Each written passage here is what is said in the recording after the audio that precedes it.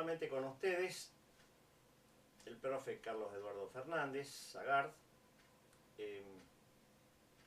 Hoy quiero hablarles acerca del dióxido de carbono. En realidad es el tema más controvertido de todos los temas relacionados con la climatología, ya que hay opiniones absolutamente encontradas al respecto. Desde el IPCC, que es el órgano de las Naciones Unidas para el Cambio Climático, que en principio sostiene de que vamos a tener unos aumentos de temperatura y de dióxido de carbono atmosférico, uno a consecuencia del otro y viceversa, que terminan en una línea donde prácticamente nos prendemos fuego. Otro que sostiene que el dióxido de carbono es secundario en el proceso de calentamiento, que contribuye en una pequeña proporción a lo que ha sido el calentamiento de la Tierra durante el siglo XX. Otro grupo que dice que es irrelevante, es decir, al grupo anterior, por ejemplo, pertenece personas tan prestigiosas como el profesor Adolfo Samatov de la Universidad de la Academia Rusa de Ciencias. Otro grupo dice de que el dióxido de carbono es irrelevante, es decir, que no tiene acción sobre las temperaturas atmosféricas terrestres. Y por último, es decir, a ese grupo, por ejemplo, pertenecería el doctor Lawrence Solomon. Y por último, otro grupo de científicos. Hay un par de estudios, los llamados peer review, es decir, revisados por pares. Uno creo que es de Craig Lully, aunque no estoy seguro, y el otro es de científicos de la NASA, se llama Martin Linsak, que sostiene que el dióxido de carbono tiene un papel enfriador en la atmósfera. Entonces, siendo tan controversial, creo que es importante, y no, digamos, me quiero asegurar de que todas las personas que me estén viendo entiendan previamente una serie de conceptos básicos. Y voy a dedicarle unos minutos a esos conceptos básicos de la física, que tienen que ver con los estados de la materia, los cambios de estado y demás, para que se entiendan la terminología que voy a utilizar después. Es decir, vamos a la cuestión. Bueno, sabemos de los tres estados de la materia: sólido, líquido y gaseoso. ¿Por qué un sólido es sólido, por ejemplo? Bueno, acá, en el pizarrón, en primer lugar, aquí tenemos el sólido. Vamos a suponer que estamos hablando de agua, para que nos resulte más fácil. El agua en estado sólido es el hielo, agua líquida y vapor de agua. Vamos a ver qué es lo que sucede con sus moléculas. Aquí, por ejemplo, tenemos los 0 grados de temperatura, y aquí tenemos, por ejemplo, los 100 grados de temperatura a la que normalmente hierve el agua. Bueno, en el estado sólido, cada molécula de agua, permanece en el mismo lugar, no varía de posición. Esta será la estructura de un cristal de hielo, pero digamos, no es muy perfecta, pero sirve para demostrar lo que queríamos decir. Es decir, por ejemplo, esta molécula de agua pertenece a ese conjunto del hielo y está muy unida a las moléculas cercanas por lo que se llama la fuerza de atracción intermolecular. Esa fuerza de atracción intermolecular varía con la temperatura. Y varía con el estado de agregación, es decir, sólido, líquido o gaseoso, que no son los únicos que hay. Después vamos a hablar de otros estados de la materia, como el supercrítico, el plasma, los distintos tipos de plasma incluso, superconductor, superfluido. De todos esos temas vamos a ir hablando en futuros programas. Digamos, como la cantidad de calor no es cero, porque el hielo en realidad es frío respecto de las temperaturas que nosotros estamos habituados, pero no es ni por casualidad la cosa más fría que hay. La escala, midiendo en la escala centígrada, podemos llegar hasta un valor que es 273 grados bajo cero, en el cual podemos decir que el calor es cero. Por lo tanto, por lo tanto, a 0 grados, estamos 273 grados más calientes que en el cero absoluto. Y las moléculas tienen vibración. La vibración de las moléculas no es otra cosa que el calor. En una sustancia, el calor es vibración de sus moléculas. Así de simple. Más vibran las moléculas, más caliente está la sustancia. Especialmente cuando hablamos dentro de un mismo estado físico. Por ejemplo, dentro del sólido. El hielo a 100 grados bajo cero, sus moléculas van a vibrar menos que en el hielo en las cercanías del 0 grado. Pero cuando pasa de ese 0 grado, algunas de las moléculas estas se desprenden de su posición, del lugar que le tenían asignado para vibrar, que sería dentro de este cubo chiquitito que dibujé yo acá, y producen lo que se llama el cambio de estado. Para producir el cambio de estado del hielo hace falta una cantidad de calor importante. Como permanentemente vamos a hablar de calorías y de kilojoules, que son las unidades que se utilizan para medir cantidad de calor, quiero decir que cantidad de calor no es lo mismo que temperatura. Por ejemplo, este encendedor, si es que enciende, a ver, sí, este encendedor, este mechero, produce una temperatura similar al que produce un mechero de gas así de grande. Lo que pasa que la cantidad de calor producido por uno y otro es muy distinto. Igual, puedo dar otro ejemplo. Un dedal de modista lleno de agua hirviendo va a contener mucho menos cantidad de calor que una gran olla de agua hirviendo. Entonces estamos hablando de cantidad de calor. Esa cantidad de calor se mide, una de las unidades yo voy a usar habitualmente la caloría, por una unidad a la que estoy acostumbrado. Actualmente es más común usar joules o kilojoules. Y cuando hablamos de calorías aplicadas a un líquido, a un sólido, a un gas, generalmente hablamos de calorías en función de una determinada cantidad de ese gas. Por ejemplo, calorías por litro. Para el caso del hielo, para elevar en un grado un centímetro cúbico de hielo, para elevarlo en un grado de temperatura, siempre que no sea por encima de los 0 grados, digamos entre los menos 5 y los menos 6 grados, por ejemplo, yo tengo que utilizar media caloría.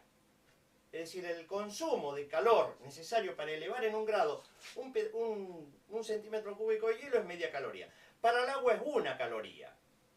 Y para el vapor de agua vuelve a ser algo así como media caloría. Exactamente 0,45 calorías.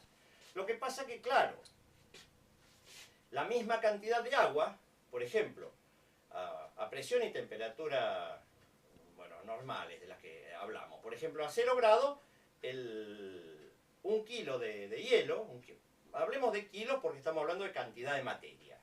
Un kilo de hielo es un poquito más de un decímetro cúbico, por eso es que el hielo flota. Un kilo de agua es exactamente un decímetro cúbico. Y un kilo de vapor de agua, claro, tiene que estar por encima de los 100 grados, pero un kilo de vapor de agua es un volumen grande, del orden de 1 metro cúbico, aproximadamente.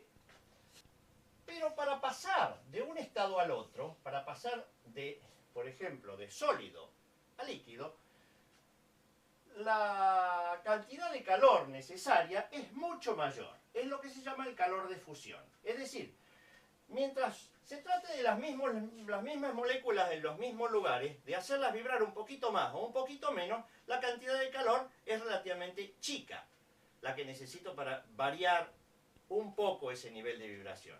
Sin embargo, cuando yo quiero hacer variar el nivel de vibración a tal nivel que haga escapar alguna de las moléculas del sólido para que pasen a ser líquido, la cantidad de calor necesaria para eso es bastante mayor. Es lo que se llama calor de fusión. Bueno, ¿qué va a pasar cuando tengamos el agua en estado líquido?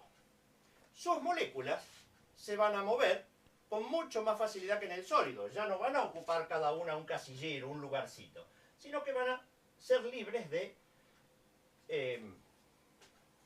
circular por todo el recipiente. ¿Por qué digo el recipiente? Porque vamos a suponer que el agua esté contenida en algún lado. Ya ese recipiente pueden ser las paredes del océano o pueden ser las paredes de una cacerola o de un vaso. Es decir, de que este líquido va a estar contenido. Hay que tener en cuenta que el agua es un líquido bastante pesado y por lo tanto la gravedad ejerce una fuerza importante que tiende a pegarlo hacia abajo en el recipiente. Por eso es que tiene un ras arriba. Las moléculas se van a seguir atrayendo entre sí, porque si no escaparían. Se van a seguir atrayendo, pero esa fuerza de atracción es bastante comparable a la fuerza de vibración o de movimiento. Quiere decir que las moléculas se van a ir caminando por dentro del líquido a una velocidad relativamente lenta. Algunos, mientras no se varíe la temperatura, y especialmente mientras la temperatura, se conserve razonablemente baja, por ejemplo 20 grados, las moléculas se van a mover a razón de algunos centímetros por minuto nada más. ¿Qué pasa cuando yo empiezo a calentar el agua? Bueno, normalmente el agua a casi cualquier temperatura produce evaporación. Cualquier ama de casa sabe de que si cuelga la ropa afuera en un día frío, va a tardar más en secarse que si la cuelga en un día cálido. Porque de estas moléculas que componen el líquido, algunas de las moléculas de la superficie van escapando en forma de gas. Es decir, la temperatura de este líquido puede ser 20 grados, pero esa es la temperatura promedio de las moléculas. Algunas moléculas van a estar mucho más calientes y van a tender a escapar. Y otras van a estar mucho más frías y se van a quedar dentro del líquido. Cuando llego a 100 grados de temperatura, todas las moléculas tienen energía suficiente como para ir escapando. Pero claro, no lo hacen porque sí. Tengo que agregar energía. Es decir, a partir del momento en que el agua está a 100 grados, en que sus moléculas se mueven a bastante velocidad dentro de lo que es un líquido, a partir de ese momento, si yo quiero transformarlas en vapor, tengo que aplicar una cantidad de energía bastante importante. La prueba está que si yo apago el fuego, corto la corriente de la hornilla eléctrica o corto el gas, en una de gas, el agua deja de hervir. Es decir, dejan de salir esas burbujas de adentro. Bueno, esa cantidad de calor es bastante importante. Lo que se llama el calor de evaporación, en todo caso, es la constante más alta que hay dentro del agua. Hay que aplicar una cantidad de calor mucho más importante que para elevar su temperatura de 0 a 100 grados. Por eso es que, por ejemplo, yo tengo una pequeña ollita con agua, a lo mejor tarda 5 minutos en hervir, pero tarda media hora en quedarse seca, es decir, en haberse evaporado todo el agua si yo mantengo el mismo fuego. Lo digo por experiencia porque yo soy un profesor distraído y me pasa con bastante frecuencia de dejar puesta el agua a calentar para hacer café y encontrarme con que después la olla está sola, sin nada de agua y bien caliente arriba del fuego. Cuando llegamos al gas, es decir, llegamos a los 100 grados, y el agua se transforma en gas de agua, es decir, en vapor de agua. Si todo el ambiente está a 100 grados, yo no voy a distinguir a simple vista el vapor de agua del aire, porque el vapor de agua es un gas transparente, igual que cualquier otro gas, igual que el oxígeno o el nitrógeno del aire, o el dióxido de carbono, que también está presente en el aire en mucho menor proporción. Las moléculas de un gas están absolutamente enloquecidas, sus velocidades son muy altas, del orden de varios metros por segundo. Su fuerza de atracción es mínima por la cantidad de energía que les ha debido imprimir para ese cambio de estado. Su fuerza de atracción es mínima y su fuerza de vibración en cambio es enorme comparativamente. Eso hace de que, por ejemplo, si yo intento encerrar vapor de agua en un recipiente, ejerza presión hacia afuera, una olla a presión, por ejemplo. Es decir, yo caliento el agua, sigue hirviendo adentro y genera una presión que solamente se libera si aflojo la válvula. esa presión está ejercida justamente por esas moléculas calientes y se equilibra, en todo caso, con la presión atmosférica cuando el recipiente está abierto. Vamos en concreto al dióxido de carbono. En general, todos los líquidos presentan más de 3 estados, o muchos compuestos presentan más de 3 estados de la materia. Un cuarto estado, que es llamado supercrítico, que es el de un líquido a mucha presión y sobrecalentado. Cuando un líquido está a mucha presión y sobrecalentado, generalmente a una cierta temperatura y presión, entra en lo que se llama estado supercrítico. En el estado supercrítico las moléculas se comportan de cierta manera como las de un líquido, pero adquieren velocidades similares a las de un gas. Es interesante el estado supercrítico porque sirve para una serie de aplicaciones de tipo tecnológico. Por ejemplo, el dióxido de carbono supercrítico se usa como solvente para descafeinar café. Bueno, acá tenemos el gráfico del dióxido de carbono. La zona amarilla corresponde al estado de gas, que es el estado en que normalmente se encuentra.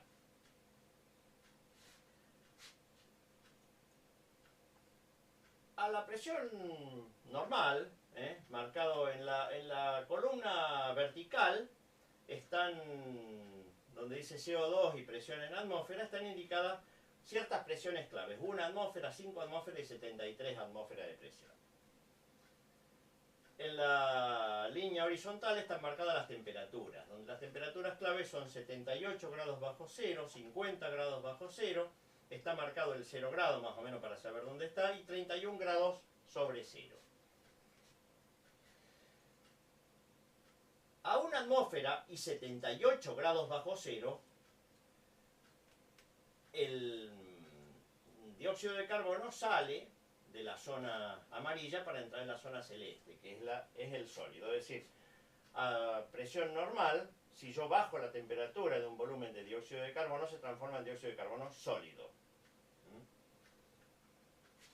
Para obtener dióxido de carbono líquido, necesito mayor presión, necesito 5 atmósferas de presión, y la temperatura tiene que ser un poco más alta, 50 grados bajo cero. Desde los 50 grados bajo cero hasta los 31 grados sobre cero, siempre que la presión esté comprendida entre 5 atmósferas y unas 400 atmósferas, el dióxido de carbono es líquido. Cuando supero los 31 grados y al mismo tiempo de temperatura y al mismo tiempo supero la presión de 73 atmósferas, se encuentra en estado supercrítico. Es decir, ese solvente del que hablábamos hace un rato. Como solvente tiene la ventaja que no deja residuos, ya que a presión atmosférica el dióxido de carbono se evapora. Vamos a hablar un poquito también de qué son las soluciones. Cuando yo disuelvo, por ejemplo, azúcar en agua,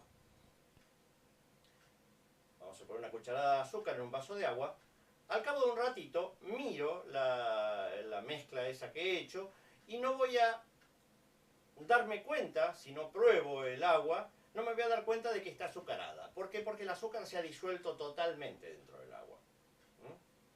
Es decir, cuando un sólido se disuelve en un líquido, el aspecto y características generales del resultado de esa disolución es el del líquido. Es decir, tiene todas las propiedades del líquido. Varían ligeramente, pero generalmente tiene las propiedades del líquido.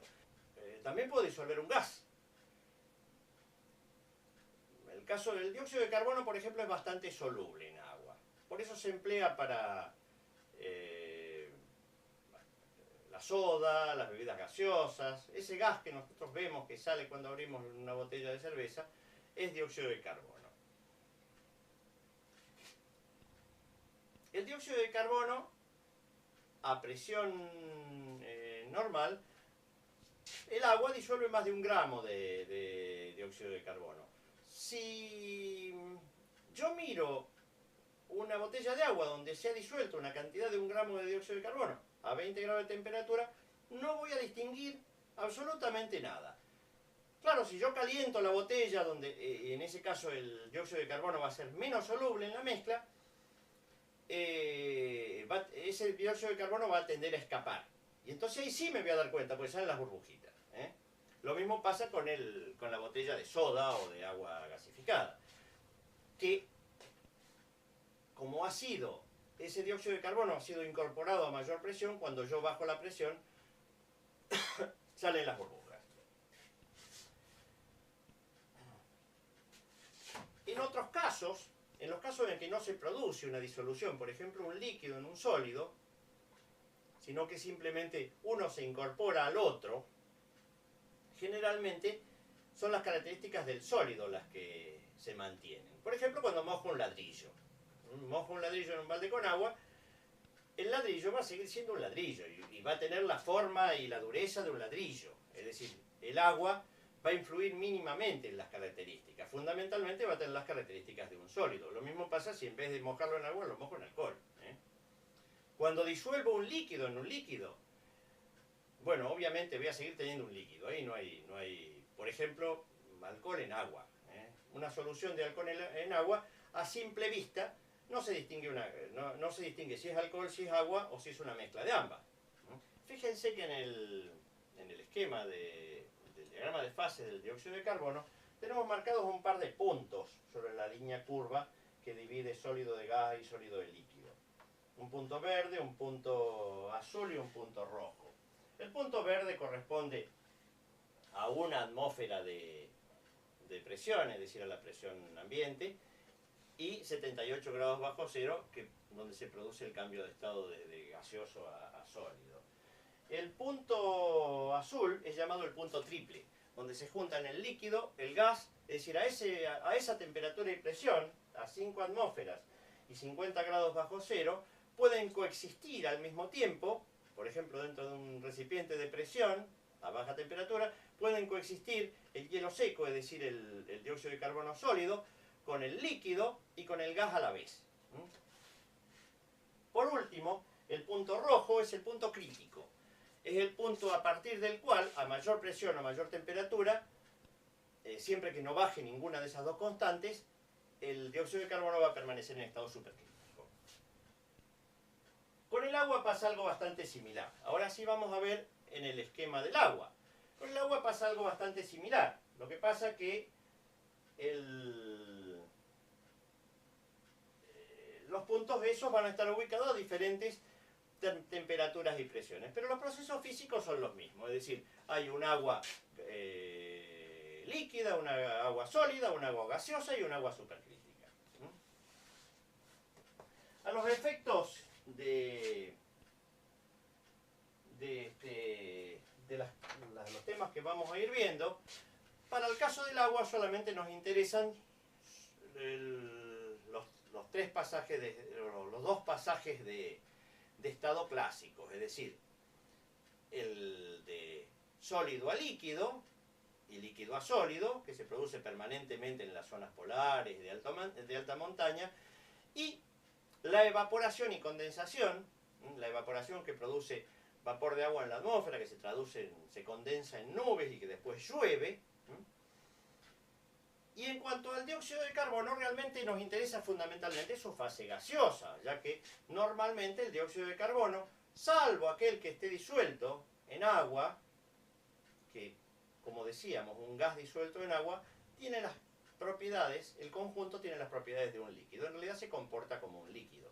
Y a gran temperatura, y a gran presión, es decir, en lo profundo del océano, realmente el dióxido de carbono disuelto en las aguas oceánicas a gran profundidad es un líquido, de hecho. Es decir, se mezcla como líquido junto con el agua, pero tiene todas las características de un líquido. En este otro diagrama que vemos acá, podemos observar cuáles son los orígenes del dióxido de carbono presente en nuestra atmósfera. En realidad las cantidades son variables, todas ellas son bastante variables, porque dependen fundamentalmente de las temperaturas terrestres.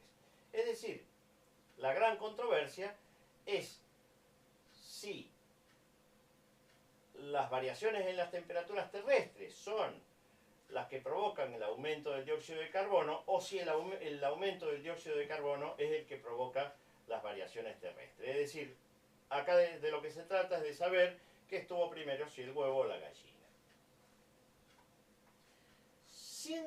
Aproximadamente 150 gigatoneladas, es decir, miles de millones de toneladas, son el resultado de las fermentaciones que se producen a nivel de todo el planeta. Permanentemente la materia orgánica se está descomponiendo con emisión de dióxido de carbono. Alrededor de 80 gigatoneladas corresponden a la emisión de los océanos en los últimos años. En los últimos años los océanos se han estado calentando ligeramente, se han calentado aproximadamente unas 3 centésimas de grado, y eso ha provocado una emisión anual del orden de las 80 gigatoneladas métricas. Alrededor de 30 gigatoneladas métricas corresponden a la emisión de los volcanes. Los volcanes, es decir, los volcanes activos, incluso aunque no estén en erupción, largan por día una cantidad importante de dióxido de carbono a la atmósfera. Para darles una idea, por ejemplo, la cantidad del volcán Teide en las Islas Canarias, que es un volcán activo pero que no se encuentra actualmente en erupción, larga por día unas 370 toneladas de dióxido de carbono a la atmósfera. Es decir, mucho más que muchas enormes fábricas, ¿no? Si bien es variable con la actividad volcánica, ronda en las 30, es decir, entre las 60 y las 15 o 20 gigatoneladas. Hablemos de un promedio de unas 30 gigatoneladas de dióxido de carbono proveniente de los volcanes. La actividad humana en realidad es la que menos contribuye, con unas 8 gigatoneladas, es decir, aproximadamente el 3% del total de lo que produce la naturaleza.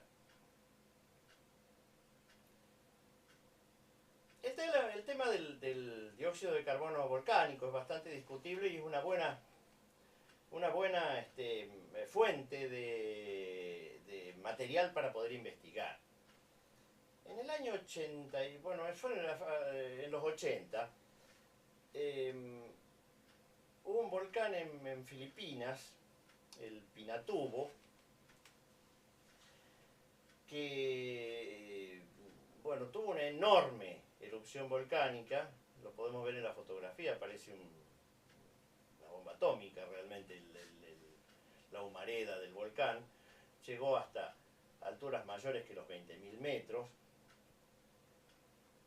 Depositó una cantidad importante de ceniza volcánica en la alta atmósfera que se dispersó lentamente por todo el planeta, y unas cantidades ingentes de dióxido de carbono. Por cierto, hace poco leí un artículo muy absurdo que decía de que la producción anual humana era unas 500 veces la producción de dióxido de carbono del volcán, ¿no? No, absolutamente. Eso lo escribió alguien que evidentemente entendía mucho menos que lo que entiendo yo y que lo que van a llegar a entender ustedes cuando terminemos este ciclo sobre el clima. En realidad la cantidad de dióxido de carbono que envió el Pinatubo a la atmósfera se estima entre las 50 y las 60 gigatoneladas, es decir, aproximadamente unas 7 veces la producción mundial de un año, de la producción mundial de origen humano de un año. Personalmente asistí a la erupción de 2 volcanes.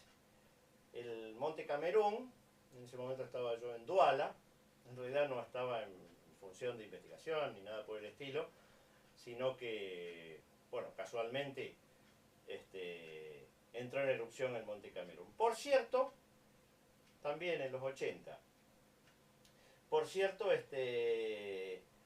fue un año de mucha actividad volcánica. Al parecer la actividad volcánica está también relacionada con la actividad solar. Los años 80 fueron, esa época en general, fueron de grandes ciclos de manchas solares. Y fijémonos hasta dónde el dióxido de carbono, por ejemplo, tiene mala prensa. A raíz de la erupción volcánica, un lago, el lago Nías creo que fue, que está en la zona cercana al volcán, al parecer despidió una cantidad importante de gas. Seguramente ha tenido una vía, digamos, subterránea, donde le llegó una cantidad importante de gas del volcán. Generalmente ese gas, como sale en los volcanes, sale muy caliente, va derecho para arriba, al ser más liviano que el aire. Pero el dióxido de carbono, en realidad, el gas dióxido de carbono es más pesado que el aire. Así como el hielo seco se hunde en agua, es decir, es más pesado que el agua, y el dióxido de carbono líquido es más pesado que el agua también, el dióxido de carbono gaseoso es más pesado que el aire. Aproximadamente un metro cúbico de dióxido de carbono pesa más de una vez y media lo que pesa un metro cúbico de aire. Ese dióxido de carbono escapó de la laguna, donde se enfrió, y por lo tanto, al burbujear en la laguna, se enfrió y por lo tanto pasó a ser un gas más pesado que el aire. Y a pesar de que los gases se mezclan con bastante facilidad entre sí, durante una cierta cantidad de tiempo, lo más pesado tiende a ir abajo. El gas bajó hasta un valle cerrado donde había una población, donde prácticamente todos murieron a raíz de eso. Bueno, se le hizo una pésima prensa a raíz de eso al dióxido de carbono. Pero lo que actualmente no se dice más, porque alguien se ocupa aparentemente de silenciarlo, es algo que en su momento sí se supo. Estando yo en Camerún, precisamente, tuve oportunidad de leer bastante al respecto. Entre los gases que escaparon de ese lago, había una cantidad muy apreciable de monóxido de carbono. ¿Qué es el monóxido de carbono? Es el llamado gas de los braseros. Cuando no hay suficiente oxígeno para quemar el carbono, se produce,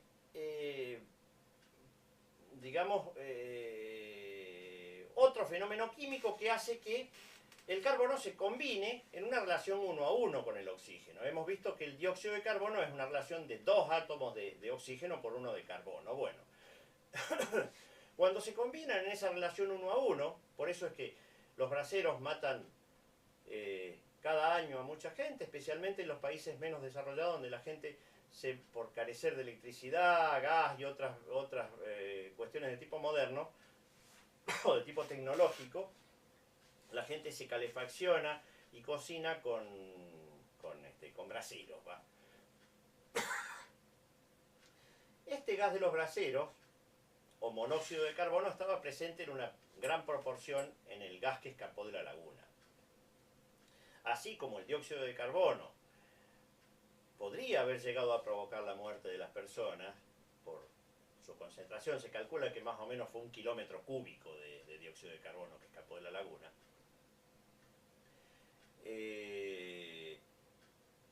De haber sido dióxido de carbono solo, probablemente se hubiera salvado mucha gente. Porque el dióxido de carbono en sí no es un gas venenoso. En una habitación cerrada, por ejemplo, acá mismo, la habitación está cerrada, yo he permanecido todo el día casi en ella, seguramente el porcentaje de dióxido de carbono es bastante alto. No ya los 390 partes por millón, sino quizá 10 veces o 20 veces más, entre 3 y 6% a lo mejor de dióxido de carbono. Y sin embargo, bueno, yo ni me desmayo, ni me pasa nada raro. Sí, claro, si el dióxido de carbono reemplaza totalmente al aire, se nota automáticamente, es decir, a partir de porcentajes muy altos de dióxido de carbono, mayores del 10%, me empiezan a generar problemas como dolores de cabeza, falta de atención y demás, ¿no? Pero realmente muy pequeñas cantidades, en cambio, de monóxido de carbono son suficientes para producir la muerte, unas muy pocas partes por millón. Porque el monóxido de carbono tiene una propiedad muy importante. Cuando es respirado, bloquea las enzimas químicas que permiten de que el oxígeno del aire sea aprovechado por la sangre en los alvéolos pulmonares. Entonces se produce la muerte, una muerte horrible, donde el individuo mecánicamente puede respirar, puede mover su musculatura torácica para respirar, y de hecho entra y saca aire, pero como no se produce el proceso químico de intercambio del oxígeno dentro de sus alvéolos pulmonares, es decir, para que expulse dióxido de carbono e incorpore oxígeno, la persona muere. Otro volcán a cuya erupción asistí fue el Monte Fogo, en las islas de Cabo Verde. Fue también sin ningún afán investigativo.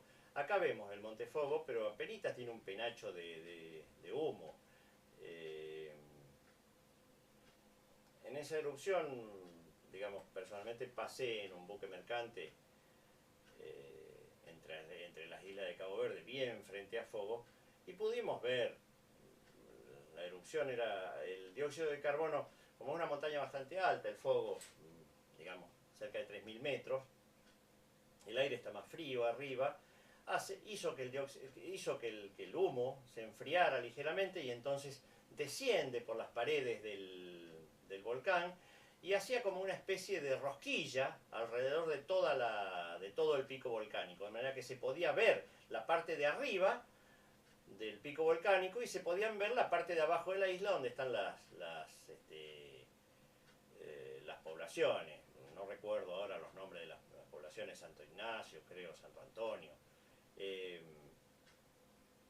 Fue realmente un espectáculo hermoso. Bueno, en el próximo programa vamos a seguir hablando del dióxido de carbono y de las diferentes, en concreto, de las diferentes teorías que hay acerca de su papel como calentador o no de nuestra atmósfera, es decir, como parte importante de nuestro clima. Hasta entonces.